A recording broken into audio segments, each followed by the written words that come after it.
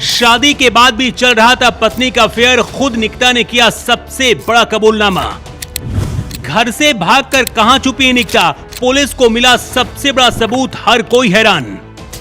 अच्छी नौकरी थी, परिवार था, लेकिन शादी के 1 साल के अंदर ही ऐसा क्या हुआ कि मानव शर्मा को दूसरा अतुल सुभाष बनना पड़ा। क्या सच में इंडियन पुरुष शादी के बाद खतरे में है? क्योंकि अपनी जिंदगी खत्म करने से पहले मानव ने यही शब्द बोले हैं और हंसते हुए इस दुनिया को छोड़ दिया।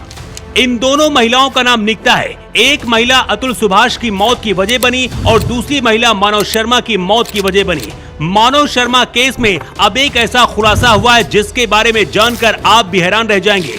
निकिता शर्मा ने खुद बहुत बड़ा कबूलनामा किया है, इसके साथ ही अपने अफेयर के बारे में भी कबूलनामा किया है। मानव शर्मा टीसीएस में रिक्रूटमेंट मैनेजर के पद में तैनात थे। पोस्टिंग मुंबई में थी। पिता नरेंद्र शर्मा एयरफोर्स से रिटायर्ड अधिकारी हैं। 30 जनवरी 2024 को मानव और निकिता की शादी हुई थी और शादी के बाद दोनों मुंबई में साथ रहने लगे थे। मानव शर्मा के पिता ने बताया है कि शादी के बाद पता चला था कि बहू का बॉयफ्रेंड भी है। इसी बात को लेकर दोनों के बीच झगड़ा होता था। निकिता कहती थी कि उनकी मर्जी से शादी नहीं हुई, घर वालों ने जबरन रिश्ता तय किया है। बस यहीं से दोनों के बीच रिश्ते बिगड़ने शुरू हुए। मानव ने अपनी जिंदगी खत्म करने से पहले अतुल सुभाष की तरह वीडियो बनाया। इस वीडियो में मानव ने कहा है, the law need to protect man, नहीं तो कोई बचेगा ही नहीं जिस पर इल्जाम लगा सको। प्लीज मर्दों के बारे में बात करो, मेरी पत्नी का अफेयर है। प्लीज मर्दों के बारे में कोई तो बात करो, बेचारे बहुत अकेले हैं। पापा सॉरी, मम्मी सॉरी, मेरे जाते ही सब कुछ ठीक हो जाएगा, मुझे जाने दो, मेरे माँ बाप को बिल्कुल भी टच मत करना।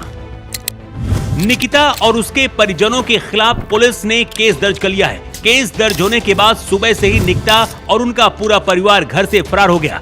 लेकिन इसी बीच निकिता शर्मा ने सोशल मीडिया में एक वीडियो डालकर एक बहुत बड़ा खुलासा किया है और कबूलनामा भी किया है। निकिता ने अपने अफेयर के बारे में भी बताया है और ये भी बताया है कि आखिर पति मानव उसके साथ क्या क्या करता था।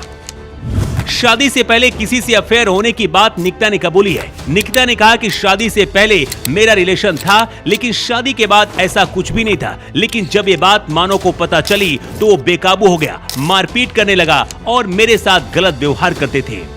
इस घटना से पहले भी मानव ने कई बार खुदकुशी करने की कोशिश की थी। निकिता ने बताया है कि तब मैंने खुद उसे बचाया। निकिता का कहना है कि वो रोज ड्रिंक करते थे और मुझसे मारपीट भी करते थे। निकिता ने कहा कि वारदात से पहले भी मैंने उसके घर वालों को फोन किया था कि उसे बचा लो, वो मेरा फोन नहीं उठा रहा है। उसकी बहन को भी फोन किया, लेकिन सबने इग्नोर किया था। मतलब समय रहते अगर किसी ने ध्यान दिया होता तो शायद मानव जिंदा होता।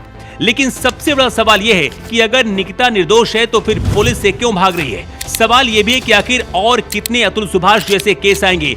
क्या देश में मर्दों के लिए कानून बदलने की जरूरत है? क्योंकि महिलाओं के लिए बनाए गए कुछ कानूनों का कुछ महिलाएं गलत फायदा उठा रही हैं। मानव के पिता का आरोप है कि ससुराल जाने के बाद बेटे को धमकाया गया था, उसे अपमानित किया गया था, जिसके बाद उसने व्यथित होकर ऐसा कदम उठाया।